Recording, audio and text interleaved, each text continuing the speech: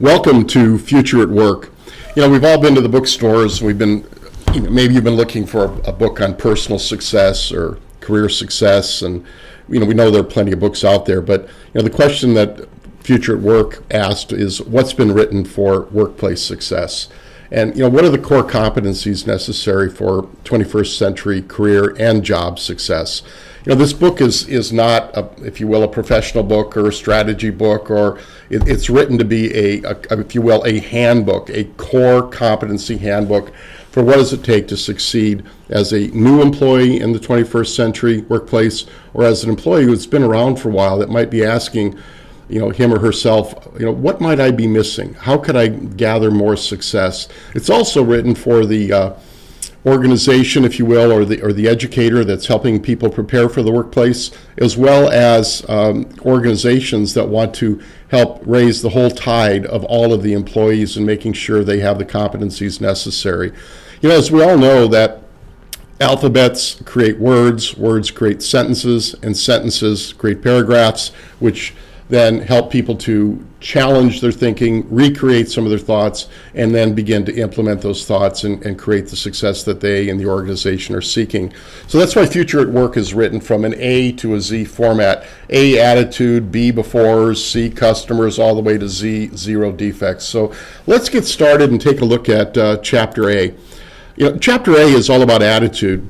When we put together focus groups, one of the things that we found was that there are many people, perhaps even a majority of people in some organizations and some focus groups, that felt that managing their attitude was not part of their job. As a matter of fact, there were a number of people, a significant number of people, who felt that it was okay to have a negative attitude because they weren't being paid for their attitude. Well, we all know that that's just not part of organizational personal success. But some people blame their lack of success, we found, on, well, I just wasn't bright enough, or I wasn't tall enough, or I don't have the right family connections, or I don't have the right personality or the right education. And it ends up with thoughts like, well, if I don't have those advantages, then I'm not going to achieve great success. There's no reason to even try. Well, I can't. I just wasn't born lucky enough. I'm just not average. This isn't the right job. This is the wrong organization. Those kinds of things that we all know can be changed, but some people say, well, okay, they'll go a step further, and they realize that whatever advantages they have, they can be multiplied by work. And that makes sense, right? Take whatever you have. If you're just an average person, you can create more success by working harder than the average person. But we found people that said, whatever I've got, I'm working hard with it, I'm sweating, but I'm still not achieving the success that I want. And we're still asking, what am I missing? And what we found, of course, is, I think I heard it first by the popular speaker Les Brown, who said your attitude determines your altitude. We found people who had the right, if you will, advantages, whatever those were. Anything is good enough to start with, right, if you work hard and you continue to embellish it. But they were saying things to themselves or thinking things like, this is never going to work out. I'm not smart enough. I'm not talented enough. It's just I wasn't the person born to be successful.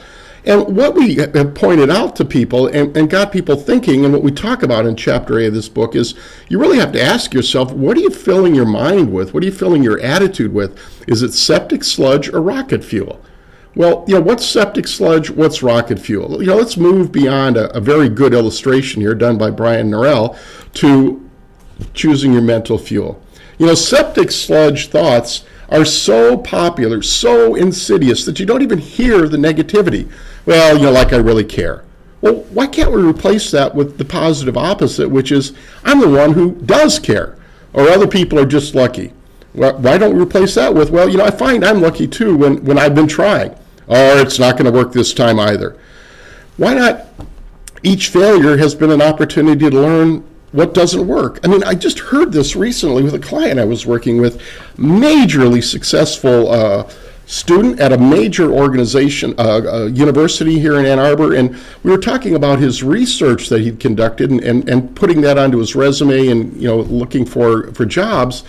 And he just kind of broke out and said, what, Nick, what success or what research really is? Research is learning to fail and keep going.